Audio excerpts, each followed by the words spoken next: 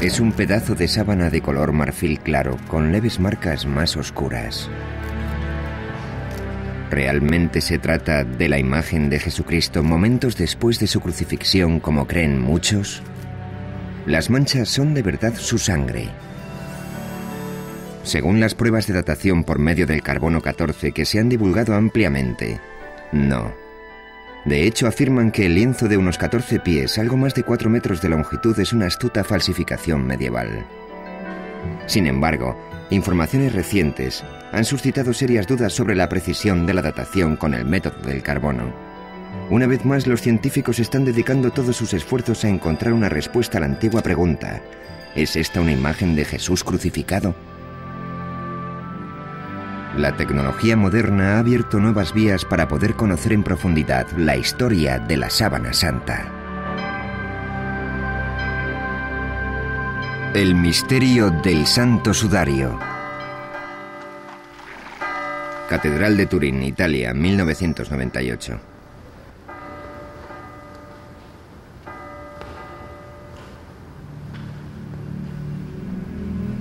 Desde el año 1400, la sábana santa o santa síndone ha salido de su caja de plata en numerosas ocasiones.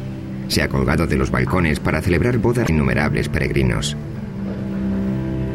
La sábana apareció por vez primera en Europa en el año 1355 y ya era famosa durante los peores años de la Muerte Negra, época en la que las multitudes hicieron cola para poder verla y época también en la que Gutenberg perfeccionó la imprenta y Colón descubrió América.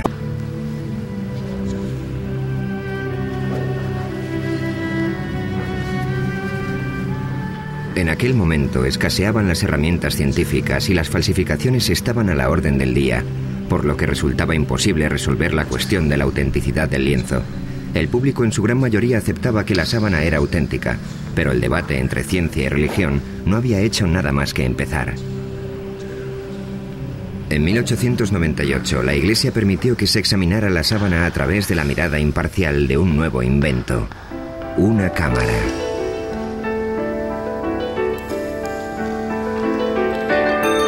Cambiarían para siempre la opinión de la gente sobre la Santa Síndone. Y es que cuando la placa de cristal salió de la solución de revelado, el fotógrafo vio un rostro nítido y claro, algo que nunca antes se había visto en el lienzo. Comprendió enseguida que la misteriosa imagen del sudario había sido el negativo y que lo que él contemplaba entonces era el positivo. En sus manos sostenía una imagen que marcaría el inicio de todo un siglo de investigación científica. Turín, 1998. 100 años después de que se tomara la primera fotografía, la ciudad de Turín se prepara para otra exposición pública del lienzo. En todo ese tiempo, la sábana santa se había convertido en la pieza de arte más estudiada de toda la historia de la humanidad. Se está preparando un nuevo emplazamiento de alta tecnología para albergarla. Se trata de una urna de aluminio y cristal para luego introducir en su lugar argón, un gas inerte. Una vez colocada la sábana en la urna, ya no se podrá exhibir y manejar con tanta tranquilidad como hasta ahora.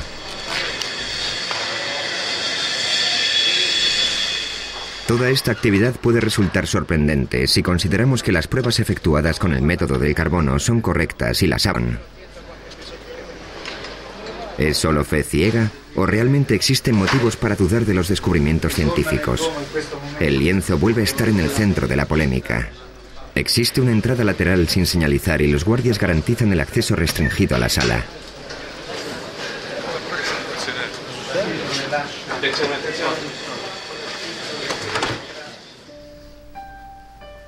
A cubierto de las miradas del público, una experta suiza en tejidos cose centímetro a centímetro y con sumo cuidado la sábana a un nuevo lienzo de mejor soporte. Tan solo una cámara documenta el proceso. Para el conservador del sudario no existe duda alguna sobre quién era la persona a la que una vez cubrió este lienzo.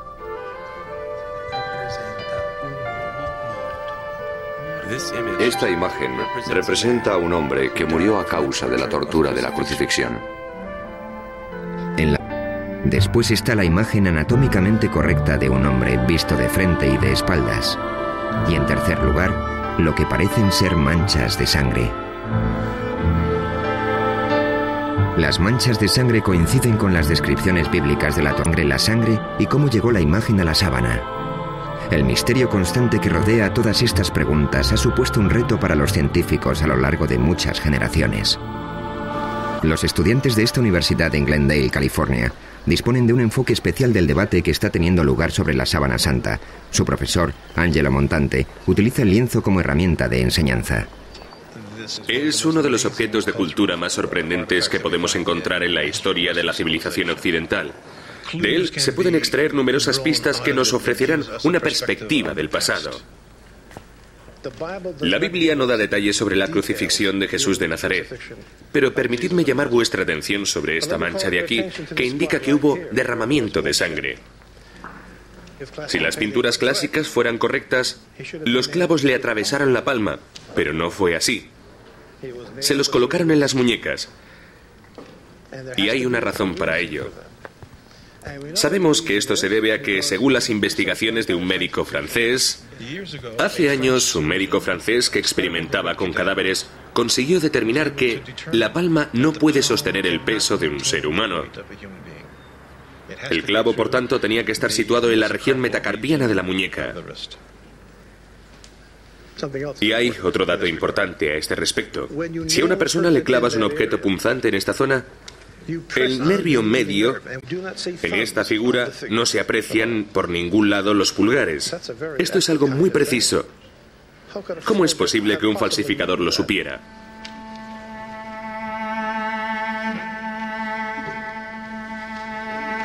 Aquí tenemos una imagen mejorada de la sábana. Esta materia más oscura representa la sangre. Aquí vemos más sangre en los brazos y también se aprecia que todo el torso sangra. En un lateral, junto a la quinta costilla, hay una herida sangrante. Coincide con la forma de la lanza romana que se utilizaba en la época de la crucifixión.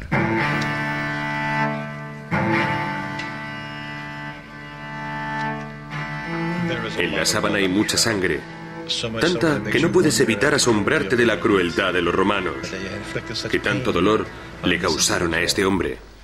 La crueldad que refleja la sábana supera con creces la mayoría de las versiones artísticas de la Pasión de Cristo. ¿Por qué un falsificador habría representado más de lo que la gente esperaba ver? Las vetas de sangre no muy grandes que aparecían en la espalda y las piernas del hombre del lienzo desconcertaron a los investigadores durante años, hasta que se dieron cuenta de que coincidían exactamente con la peculiar forma del látigo del siglo I, el flagrum.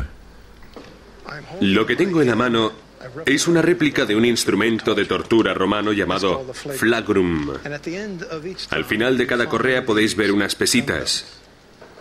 Observar que entre las dos existe un espacio.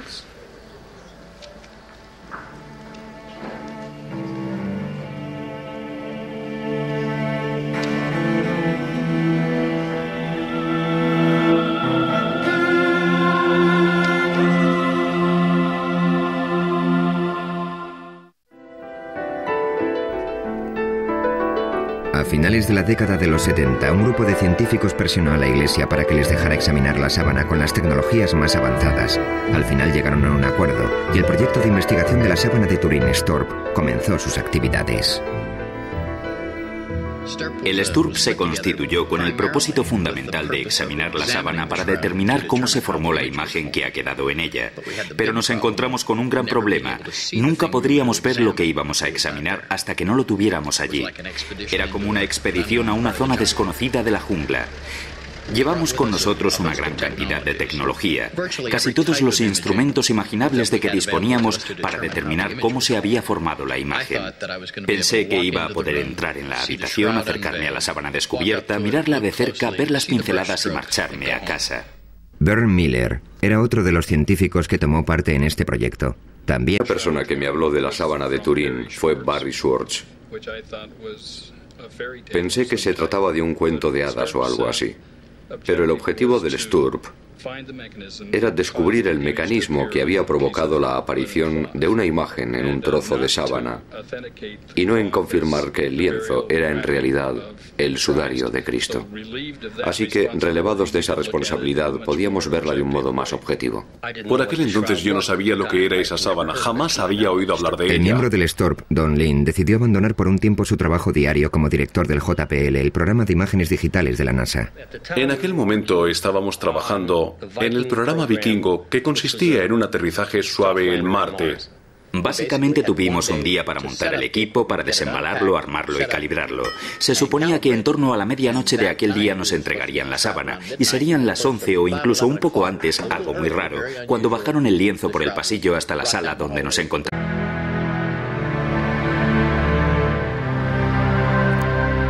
Uno de los primeros experimentos que se llevaron a cabo con la sábana consistía en separar la tela del lienzo de refuerzo por una pequeña zona de aproximadamente unos 7,5 centímetros. Eso nos permitió ver la parte de atrás de la sábana, la parte inferior del Santo Sudario de Turín, por primera vez en 400 años. Esta imagen corresponde al momento exacto en el que dieron la primera ojeada a la parte inferior de la sábana. Que la luz de la cámara enfocaba la mancha de sangre número 3 desde abajo, apagué las luces de la habitación. Entonces el lienzo de refuerzo, como lo hubiera hecho la sangre de verdad, pero la imagen no se traspasó. De inmediato se dieron cuenta de que habían realizado un descubrimiento muy significativo. Al contemplar de frente el sudario, tanto la imagen como la sangre se mostraban con gran nitidez. Cuando la luz se colocaba detrás de la sábana, la sangre seguía siendo visible, sin embargo, la imagen no. Eso era algo que no sabíamos hasta aquel momento y significaba que la imagen no podía estar pintada, pues si no, en el lienzo habría una cierta densidad de pintura que quedaría reflejada en una fotografía de luz transmitida.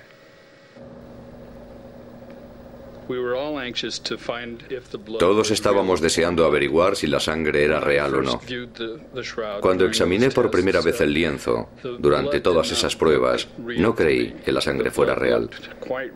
Era roja y parecía fresca, demasiado para una sangre con 2000 años de antigüedad.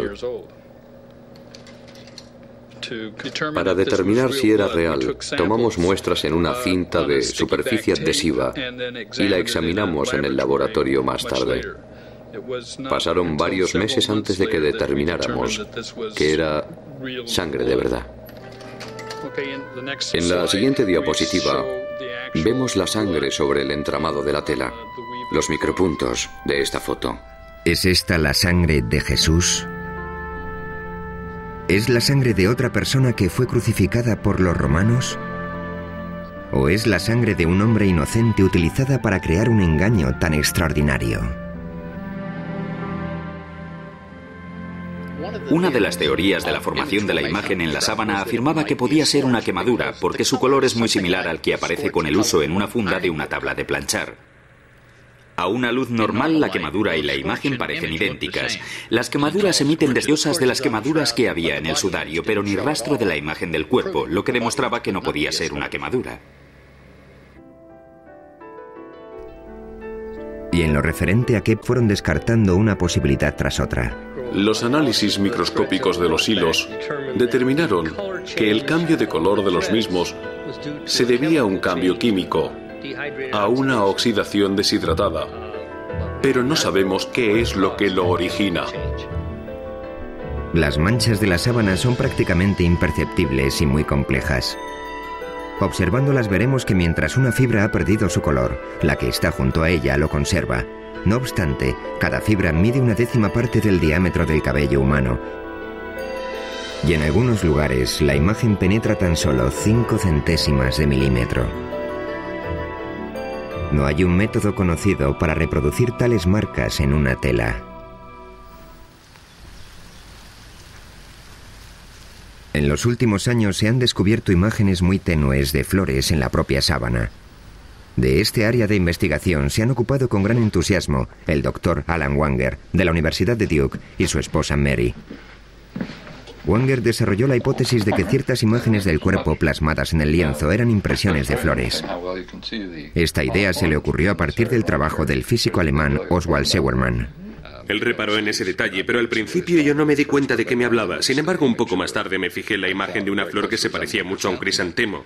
Y cuando me eché hacia atrás y miré la sábana en conjunto, comencé a ver muchas de esas imágenes por todo el lienzo. Obviamente, las flores fueron depositadas en torno al cuerpo en el momento del entierro. Se desconoce el propósito de las flores. Quizás se pretendiera que actuaran como aromatizantes, ya que el cuerpo se enterró con mucha precipitación, o puede que con ellas solo se pretendiera honrar al difunto. Y tras estudiar con mucha minuciosidad la sábana, creemos haber identificado en ella 28 de estas flores.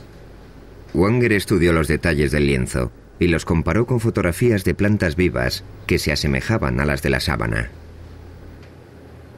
Además, conseguimos determinar la época de floración de esas variedades concretas y todas florecen en marzo o en abril, es decir, en la época en que tenía lugar la Pascua judía, época de la crucifixión. Mar Muerto, Israel. La mayor parte de las plantas que identificaron los Wanger parecían ser originarias del área de Jerusalén. El matrimonio hizo partícipe de sus descubrimientos al botánico más importante de Israel, Avinoam Danin. Utilicé detalles de la morfología de las plantas y tuve el placer de confirmar sus observaciones. Entonces estuve estudiando la sábana cada vez con más atención. Señalé aquí unos 12 o 13 objetos botánicos. Una de las plantas, el Zygophyllum dumosum, fue la prueba clave para el botánico Danin. No solo vio su imagen en la sábana, sino que encontró detalles aún más precisos que los Wanger. ¿Descansó esta planta en un tiempo sobre la Santa Síndone de Turín? Aquí vemos la imagen de una Zygophyllum dumosum. La hoja de invierno es así. Y este es el pétalo. La Zygophyllum dumosum crece tan solo en un lugar del mundo, en un pequeño reducto cerca de Jerusalén. Las 4 hojas que encontré están tan claras que puedo afirmar que el tallo de Zygophyllum dumosum fue depositado sobre la sábana en primavera. Además, podría decirles que es imposible que el lienzo se hiciera en otro lugar del mundo. Tuvo que ser aquí.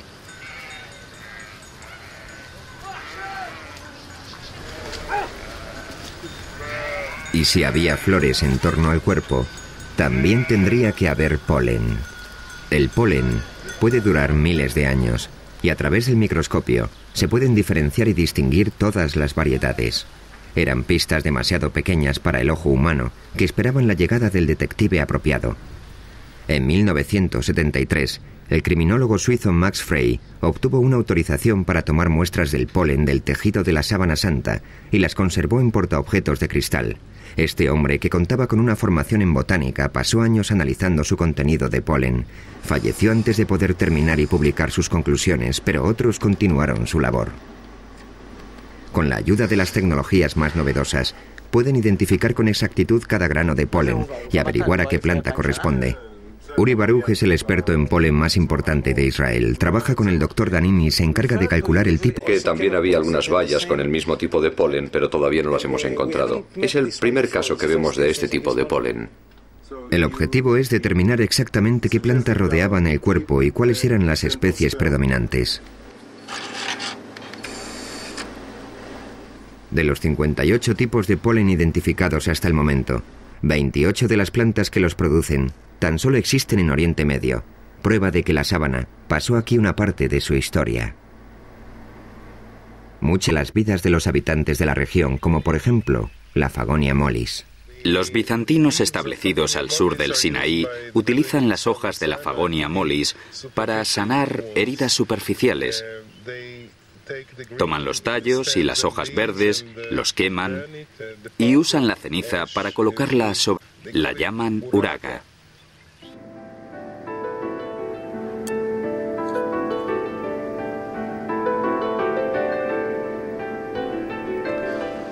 Aquí tenemos otra gundelia. En las placas normalmente hay una gran densidad de polen procedente de una planta llamada Gundelia turnefoti. Esta muestra en particular procede de una zona junto a la cabeza del hombre del lienzo. puedes ver las espinas. ¿De acuerdo? Aquí hay una, aquí hay una, aquí hay una. La planta que dejó tanto polen en esta zona del lienzo se podría reconocer por su flor, pero es más conocida por otra cosa.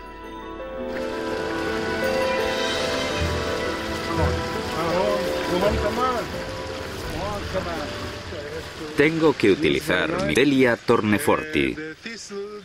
Es el cardo con la mayor frecuencia de granos de polen en la Santa Síndone de Turín.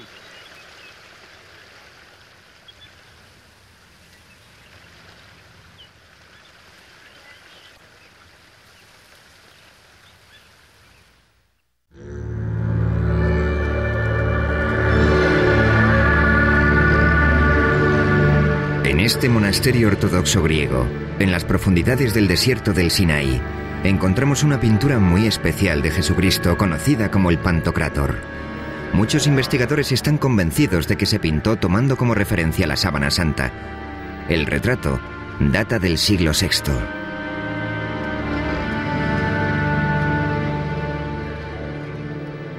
En el icono podemos ver que los ojos son muy grandes y están bastante separados. Cuando lo comparamos con la sábana, vemos que los ojos del hombre del sudario están separados y ligeramente descentrados. Si observamos... El Dr. Banger ha perfeccionado una técnica de luz polarizada para comparar las imágenes de la sábana con otras imágenes como el Pantocrátor.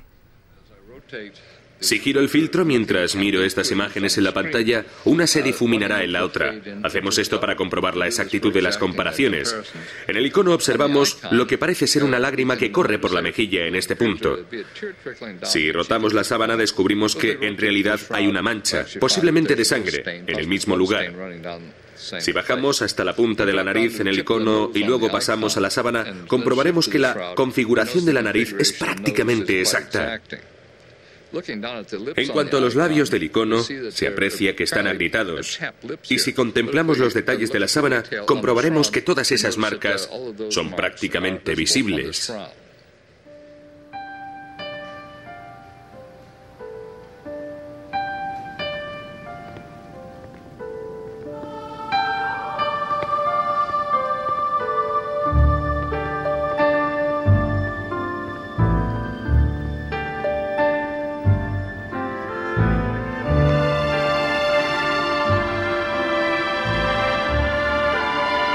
Pero la Biblia jamás describió su aspecto.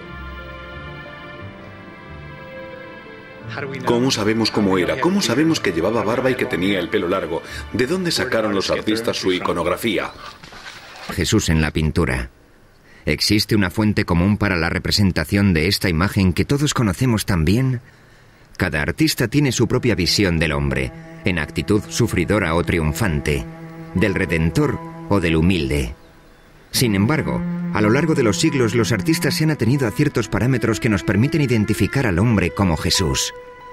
¿Cuáles son las directrices que siguen? ¿Y de dónde proceden? Rayleigh y muchos otros investigadores creen que existía un prototipo de Jesús que estableció la pauta a seguir hace siglos. La búsqueda de ese prototipo ha llevado a los investigadores a remontarse a los primeros siglos que siguieron a la muerte de Jesús. ¿Cómo llegaría un artista de esta imagen a esta otra? Aquí tenemos barba, en esa no. Aquí el cabello le cae sobre los hombros y lleva la raya en medio. Ahí no, tiene un aspecto juvenil. No tiene las mismas características. La pregunta es, ¿qué falta? En la década de los 30, el investigador francés Paul Vignon observó ciertas marcas en las pinturas que se habían hecho de Jesucristo a lo largo de muchos años. Estos rasgos llegaron a conocerse como las marcas de Vignon. Ahora veremos algunas. En primer lugar, observen esta línea transversal que cruza la frente de Cristo. Y fíjense en esto, una especie de cuadrado con 3 lados marcados en el caballete de la nariz. Justo debajo hay otro triángulo, en la nariz que es alargada, rasgo muy indicativo de numerosas representaciones de Cristo de aquel periodo. Los especialistas han identificado los ojos, que se asemejan a los de un búho, la nariz alargada y el resto de las marcas de Vignon en la sábana. ¿Acaso la Santa Síndone fue el modelo original de las representaciones posteriores? Aquí tenemos varias reproducciones en las que se aprecian estas marcas geométricas. En primer lugar, justo aquí, en la nariz, se puede ver ese extraño cuadrado geométrico de 3 lados en forma de U. Luego tenemos los ojos, semejantes a los de un búho. También la nariz alargada es una característica. Observen los 2 mechones de cabello que caen sobre la frente. Aparecen en las 4 imágenes. Y no un solo mechón, siempre 2. La coincidencia de todas estas marcas, de todos estos puntos, me lleva a creer que algo influyó en estos artistas.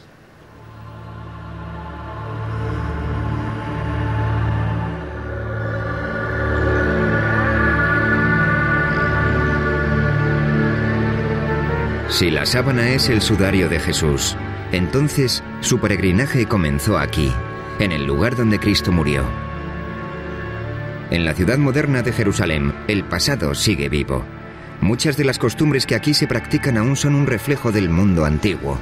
¿El entierro del hombre de la sábana se realizó de acuerdo con la cultura hebrea?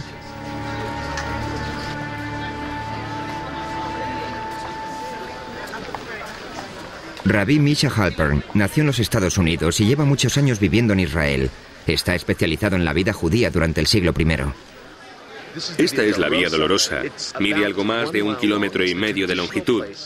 Según la tradición, es el lugar desde el que partió Jesús hacia su crucifixión. De todo el mundo han venido y siguen viniendo peregrinos para recorrer el mismo trayecto que Cristo. 20 shekels el libro. ¿Alguien quiere algo? $4. En aquella época, Jerusalén era una ciudad judía y como tal, Jesús debió ser enterrado en el contexto de la ley hebrea. Los estudiosos de la sábana creen que el entierro de Jesús, aunque precipitado, se realizó como manda la tradición judía. La Biblia judía establece que hay que... El viernes por la tarde la gente corre de acá para allá apresuradamente para terminar sus tareas antes de que comience el sábado. Y lo mismo ocurría hace 2000 años. A Jesús lo bajaron de la cruz un viernes para sepultarlo. No se puede hacer nada. No se puede trabajar. Solo se descansa. ¿Existe algún dato que certifique la existencia del sudario en los años que siguieron a la muerte de Jesús? Cuenta la leyenda que un rey que se encontraba en las proximidades de Edesa cayó gravemente enfermo y mandó llamar al... Ya había muerto, pero al rey le entregaron un lienzo que llevaba su imagen. El rey Abgar sanó inmediatamente y el lienzo milagroso comenzó a ser conocido con el nombre de El Mandilión. Así fue como en todo Oriente Medio se veneró el mandilión como la imagen de Cristo, y la ciudad de Edesa se convirtió en un centro para la cristiandad. Mandilión es una palabra que significa toalla pequeña. En esa tela había una cara de Jesús pintada sobre un fondo estilizado y normalmente aparecía enmarcada. Si el mandilión era la sábana santa, ¿por qué en él solo aparecía el rostro? Entonces solo se decía de ella que era un lienzo con una cara, pero Ian Wilson, el historiador inglés, afirma que existe una palabra clave para explicarlo en los documentos antiguos, tetradiplón, que significa doblado en 4. Si doblas el lienzo en 4 partes, al final lo que tienes es un pequeño rectángulo con el rostro en el centro. ¿Podría la sábana de Edesa ser la Santa Síndone doblada en 4 para mostrar solo la cara? La sábana en sí mismo es el mapa que mejor nos permite ubicarla en el pasado. Comienzas siguiendo una pista que te lleva a otra y así sucesivamente. Voluntarios, por favor. En 1978 el equipo del STURP descubrió un cierto número de pliegues en el lienzo, de los cuales 8 eran bastante prominentes.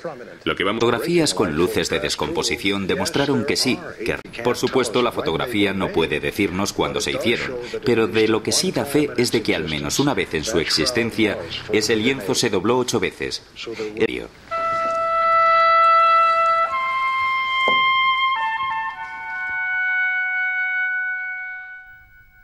En el año 944, el mandilión fue trasladado a Constantinopla, donde con cierta periodicidad se exponía para que el público pudiera verlo.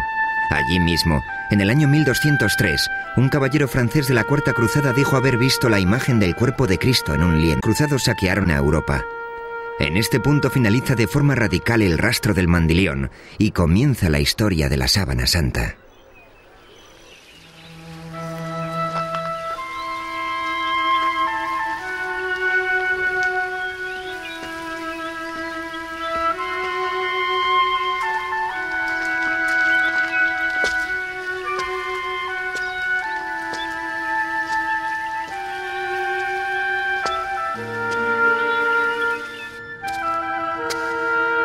Esto es una cueva a las afueras de Jerusalén que posiblemente es muy similar a la que sirvió de sepulcro a Cristo. En aquella época estaría cerrada con una roca de gran tamaño, casi con toda seguridad muy lisa debido a la erosión. Así es como la Biblia cristiana describe la sepultura de Jesús. Cuando el equipo del Storb examinó la parte posterior de la sábana, Al investigar el mineral descubrieron que se trataba de una piedra caliza, por decirlo de alguna manera. Una caliza muy rara y autóctona de una zona situada en las afueras de Jerusalén.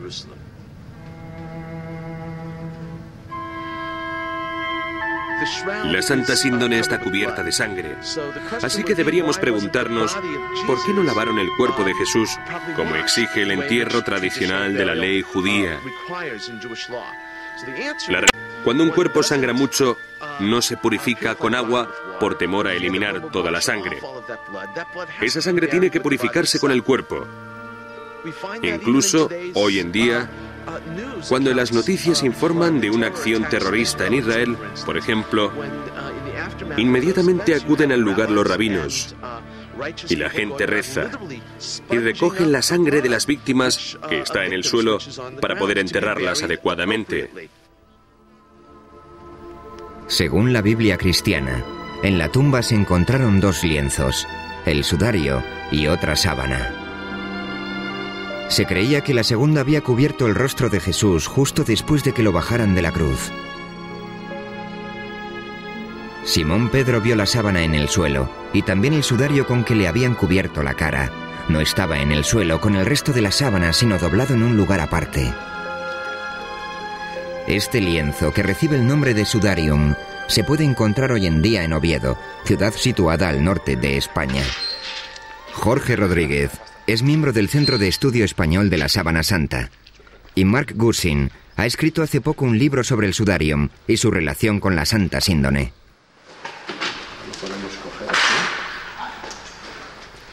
El sudarium está cubierto de sangre, pero en él no hay imagen alguna como sucede en la sábana. Se cree que retiraron el lienzo del rostro antes de envolver el cuerpo en la sábana. Porque es para limpiar. Claro, en realidad es un trapo, sí. El lienzo huye del peligro. Siempre iba por delante de los invasores. Escapaba de ellos. Siempre iba más al norte, a lugares más seguros, y allí permanecía. Y esta ciudad era el lugar más seguro de toda España durante la invasión musulmana. Fuera de Jerusalén, su viaje comenzó en el año 614 para escapar del ejército persa, que no cesaba en su avance. Llegó primero a Alejandría, pero se fue moviendo en repetidas ocasiones hacia el oeste, a lo largo de la costa africana, hasta que por fin llegó a Toledo, en la España cristiana. Cuando en el año 711 los musulmanes invadieron la península ibérica, el sudarium fue llevado a toda prisa al norte, a las montañas, y una vez allí lo ocultaron en una cueva.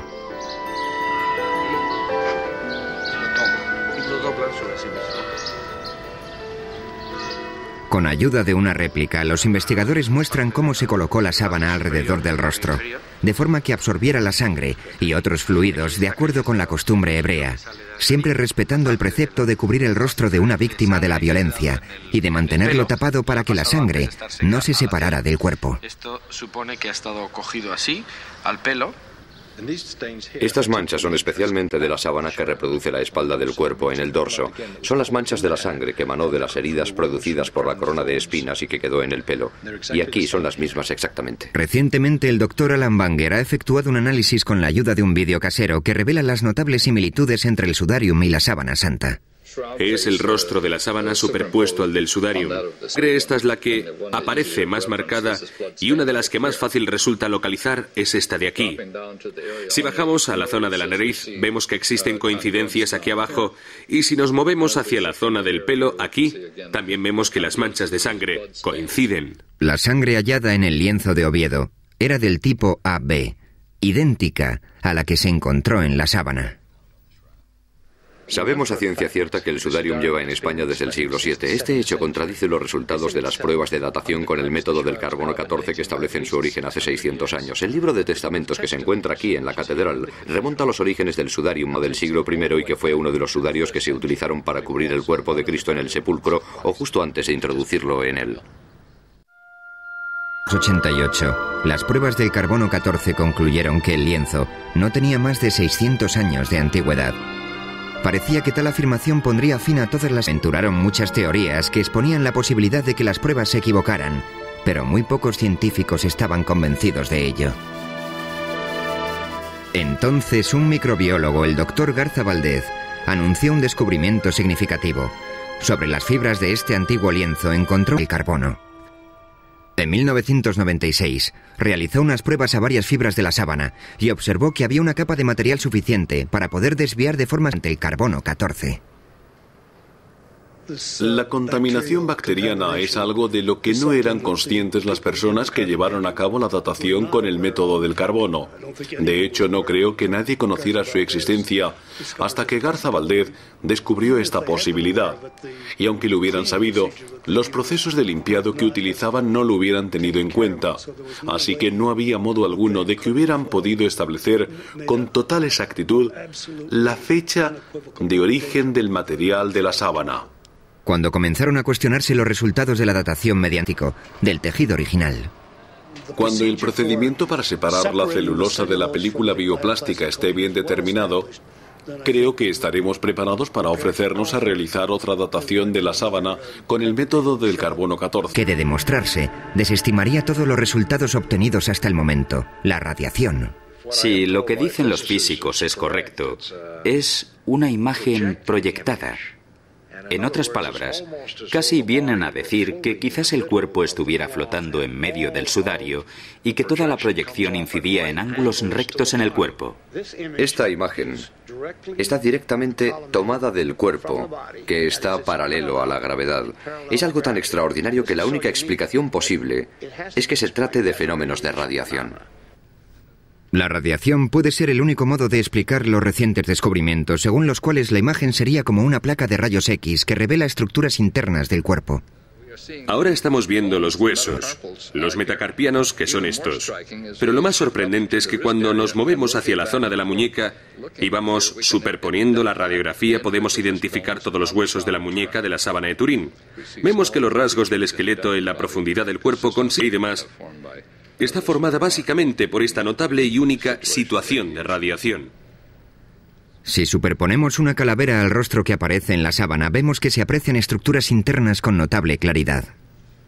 Aquí observamos que lo que estamos viendo son las imágenes de los dientes. A medida que vamos alternando una imagen con otra, vemos que en la sábana aparecen los dientes con sus raíces y todo. Entonces, ¿cuál es la fuente de la radiación? Algunos investigadores opinan que también tienen la respuesta a esa incógnita. Creo que esta imagen quedó plasmada en la sábana debido a la transformación que tuvo lugar durante la resurrección. El cuerpo pasó de un medio a otro, y al hacerlo, de partículas de radiación tras de sí que marcaron la imagen de la sábana. Por eso también hemos conseguido el efecto tridimensional en otras cosas. ¿Qué causa este fenómeno? No lo sé. Y aún más difícil sería explicar cómo se obtiene esa energía de un cadáver.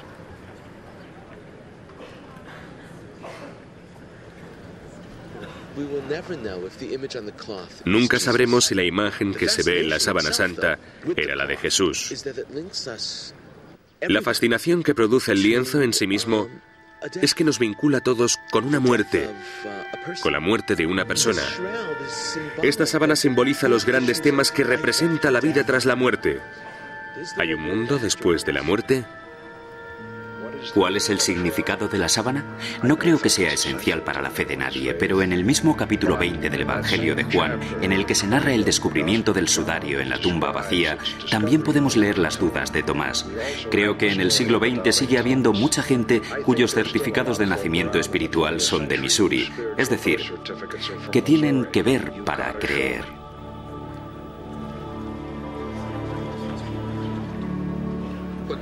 Lo que me ha llamado la atención durante todos estos años ha sido el misterio que la envuelve. Creo que en la sábana hay claves que todavía no se han revelado o que no son evidentes y claras para la gente que contará la historia de la Santa Síndone y de cómo se creó. Sentía que la gente me preguntaría si había vivido grandes experiencias religiosas o algo así. Así que me senté ante el lienzo a las 3 de la mañana y guardé silencio. No había nadie por allí. Entonces lo miré y dije, bueno, ¿cómo te sientes? No, lo cierto es que no viví grandes experiencias religiosas. Pero una cosa que realmente caló muy profundo en mi mente fue contemplar la cabeza. En comparación con el cuerpo, su rostro tiene una expresión pacífica y serena, a pesar de que el cuerpo había sufrido horribles tormentos. Una parte no encaja con la otra.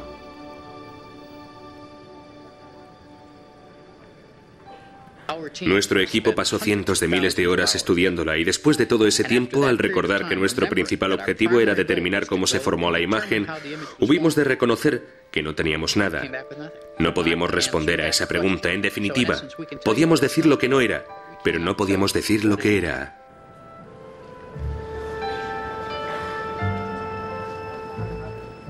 La teología no debería entrar en conflicto con la tecnología. La razón jamás podrá probar la divinidad de Cristo. La ciencia puede exponer una afirmación teológica. Como mucho puede decir, posiblemente este lienzo sirviera de sudario a Jesús de Nazaret. Pero la pregunta que planteó la teología es, ¿quién creéis que soy? Ningún laboratorio científico puede responder a eso. Todavía sigue correspondiendo al individuo revisar las pruebas de que dispone y decidir por sí mismo qué es en realidad la sábana de Turín.